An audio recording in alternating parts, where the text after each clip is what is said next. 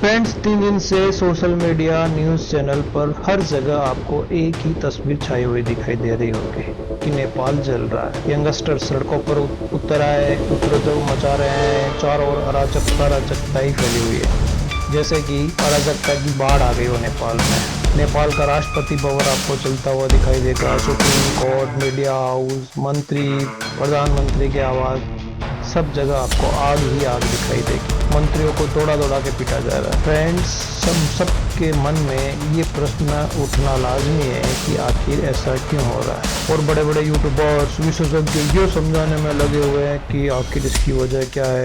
बड़े विशेषज्ञ कह रहे हैं कि इसका कारण सोशल मीडिया ऐप्स पर बैन है, तो कोई एक्सपर्ट कह रहा है कि नहीं, इसके वास्तविक कारण कुछ और है। वो वास्तविक कारण बेरोजगारी, भ्रष्टाचार, नेपोटिज्म जैसे कारणों को दिखा रहे हैं। तो कुछ एक्सपर्ट ये भी कह रहे हैं कि इसके पीछे चीन और अमेरिका की खुफिया एजेंसियां, CIA जैसी एजेंसियां सक्रिय थी। लेकिन फ्रेंड्स, बड़ा सवाल हमारे सामने ये आता है, अगर यही असली कारण है तो भारत में तख्तापलट क्यों नहीं हुआ, बल्कि भारत के पड़ोसी देश बांग्लादेश, श्रीलंका, नेपाल, पाकिस्तान बड़ी अराजकता का सामना कर रहे हैं। तो फ्रेंड्स, क्या नेपाल, बांग्लादेश में भ्रष्टाचार है और भारत में नहीं? तो नेपाल में बेरोजगारी है और भारत में नहीं? क्या सिर्फ नेपाल में नेपोटिज्म है और भारत में नहीं? भारत में भी चीन और अमेरिका की खुफिया एजेंसियां सक्रिय हैं और भी बड़े पैमाने पर हैं और अपनी कमजोरियों का फायदा उठाने का भरसक प्रयास कर रही हैं। तो फ्रेंड्स, फिर भी भारत में नेपाल, श्रीलंका जैसे हालत क्यों नहीं बन रहे हैं? दरअसल असली चर्चा फ्रेंड इसी सब्जेक्ट पर है कि हमारे पास ऐसी कौन सी ताकत है जो भारत को पड़ोसी देशों से अलग करती है और हमेशा से ही भारत को इस तरह के संकटों से बचाए रखती है। तो फ्रेंड्स, हम इसी असली मुद्दे पर डिटेल से डिस्कस करने वाले हैं और ये डिस्कशन आपको बिल्कुल ही अलग देखने को मिलेगा। आप प्लीज इस वीडियो को पूरा देखें। तो फ्रेंड्स, स्टार्ट करते हैं भारतीय संविधान से। भारतीय संविधान ही भारत की असली ताकत है। भारत का संविधान दुनिया का सबसे खूबसूरत और विस्तृत और स्पष्ट संविधान है। भारत का संविधान सिर्फ एक कानूनी किताब नहीं है, बल्कि ये भारत के लोकतंत्र की आत्मा है। इसमें हर वर्ग, धर्म, जाति, समुदाय, यहाँ तक प्रकृति, जीव जंतु सबके अधिकार समाहित हैं। यही वजह है फ्रेंड्स, जब कभी कभी समाज में असंतुलन पैदा होता है तो संविधान उसे संभालने का रास्ता दिखाता है। फ्रेंड्स, नेपाल और श्रीलंका, बांग्लादेश और पाकिस्तान के संविधान इतने व्यापक, स्पष्ट और संतुलित नहीं है, इसलिए वहां पर जो पॉलिटिकल अस्थिरता है जल्दी फैल जाती है। जबकि भारत के संविधान में संसद, कार्यपालिका, न्यायपालिका के स्तंभ इतने मजबूत हैं कि विदेशी ताकतें और हस्तक्षेप हमारे न ही आंतरिक अस्थिरता पैदा कर सकती है और न ही भारत की नींव को हिला सकती है। इसके बाद आती है हमारी न्यायपालिका। न्यायपालिका जब भी कभी सरकार, चाहे आपातकाल, आंतरिक आपातकाल का हो या फिर कोई दूसरा मुद्दा हो, या कार्यपालिका अपने रास्ते से भटक कर लोग लुभावने फैसलों की तरफ या फिर तानाशाही की तरफ बढ़ती है, तो सुप्रीम कोर्ट ने उसको बैलेंस करने में बहुत महत्वपूर्ण भूमिका निभाई है। भारत के सुप्रीम कोर्ट्स हो या हाई कोर्ट्स हमेशा ही पब्लिक मुद्दों पर दुनिया में सबसे बड़े और नजीर फैसले दिए हैं। हमारे अदालतों के फैसले सच में फ्रेंड्स लाजवाब और साहसिक है। हमारी न्यायपालिका की आलोचना भी जरूरी है, आलोचना होती है, क्योंकि एक तो फैसलों में बहुत टाइम लगता है, दूसरा है कि करोड़ों फैसले पेंडिंग है। कुछ फैसलों में हमें विवाद भी देखने को मिलता है, कुछ फैसलों में हमें तकनीकी खामियां भी देखने को मिलती है।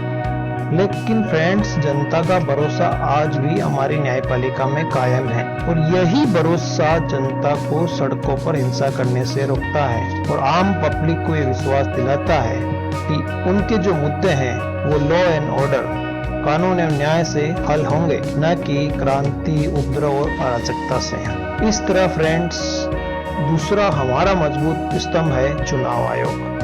चुनाव आयोग अपने देश एवं लोकतंत्र की धड़कन है। भारत का चुनाव आयोग दुनिया के सबसे बड़े लोकतांत्रिक अभ्यास को सफलतापूर्वक संचालित करता है, जिसमें करोड़ों मतदाता है, लाखों बूथ है, करोड़ों कर्मचारी लगते हैं, मशीनरी लगती है और इतनी विशाल व्यवस्था को निष्पक्षता के साथ संभालना अपने आप में एक आठवां अजूबा आप कह सकते हो, क्योंकि ये बहुत ही कमाल की बात है। हाँ फ्रेंड्स, चुनाव आयोग भी आलोचना से मुक्त नहीं है। चुनाव आयोग पर भी कभी पक्षपात के, कभी तकनीकी गड़बड़ियों के आरोप प्रत्यारोप लगते रहे हैं। फिर भी हर भारतीय नागरिक का ये गहरा विश्वास है कि उसका वोट मायने रखता है, और यही कारण है कि भारत में तख्तापलट या सड़कों पर संघर्ष हमें देखने को नहीं मिलता है। भारत में सत्ता परिवर्तन लोकतांत्रिक और शांतिपूर्ण तरीके से होती है। बांग्लादेश, नेपाल, पाकिस्तान, श्रीलंका जैसे देशों में चुनावी संस्थाएं न तो इतनी मजबूत है और न ही इतनी पारदर्शी तरीके से काम करती हैं। अब हम बात करते हैं फ्रेंड्स सोशल मीडिया और मीडिया की। मीडिया के बारे में कहा जाता है कि मीडिया आवाज और आईना दोनों है। मीडिया जनता की आवाज को सरकार के सामने रखता है और सरकार का आईना जनता के सामने। भारतीय मीडिया को लेकर अक्सर गोदी मीडिया पक्षपात के आरोप भी लगाए जाते हैं। फिर भी ये बात सच है फ्रेंड्स कि भारत में मीडिया आज भी लोकतंत्र का एक प्रमुख स्तंभ है, और वो मीडिया का स्थान अब सोशल मीडिया लेते हुए दिखाई दे रहा है। TV channel, print media, social media, हर प्लेटफॉर्म पर अलग अलग विचारधाराएं मौजूद है, लेकिन जनता इतनी समझदार है कि वह खबरों के बीच में से सच को खोज लेती है। सोशल मीडिया ने तो इसमें और भी पारदर्शिता ला दी है। ऐसा नहीं है कि सोशल मीडिया पर फर्जी खबरें नहीं फैलती, लेकिन जनता उसमें से सच खोज निकालती है, और ये एक खुला स्पेस है जिसके कारण विदेशी एजेंसियां भारत को अस्थिर करने में सफल नहीं हो पाती हैं, अपने एजेंडों को अंजाम तक नहीं पहुंचा पाती है, क्योंकि लोग सच और झूठ के बीच फर्क करना अब सीख चुके हैं। अब एक और बड़ी वजह है जिस पर हम चर्चा करेंगे, वो है हमारी डाइवर्सिटी। भारत की सबसे बड़ी ताकत उसकी विविधता है।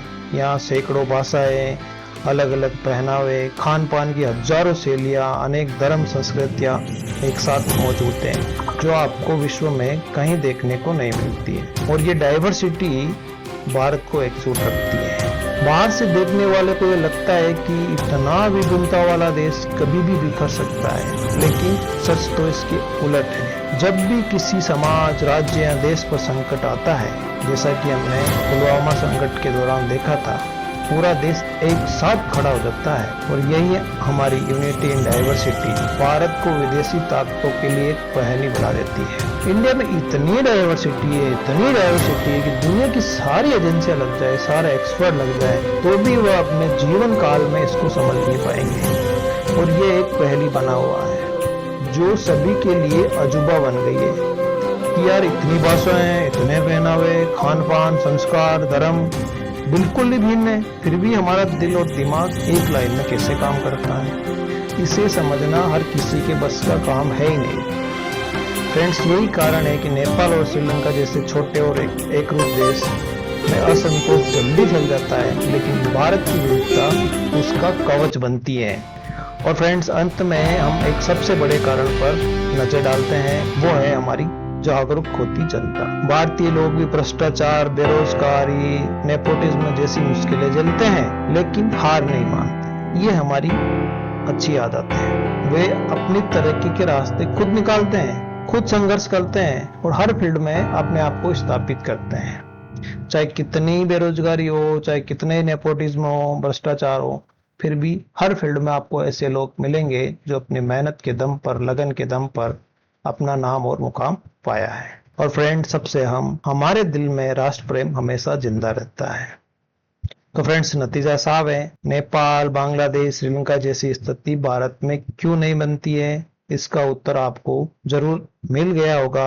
और भी अनेक कारण है, लेकिन फ्रेंड्स ये मुख्य कारण है, क्योंकि हमारे पास मजबूत संविधान है, सक्रिय न्यायपालिका है, शक्तिशाली चुनाव आयोग है, समझदार जनता है, और अद्भुत डाइवर्सिटी है।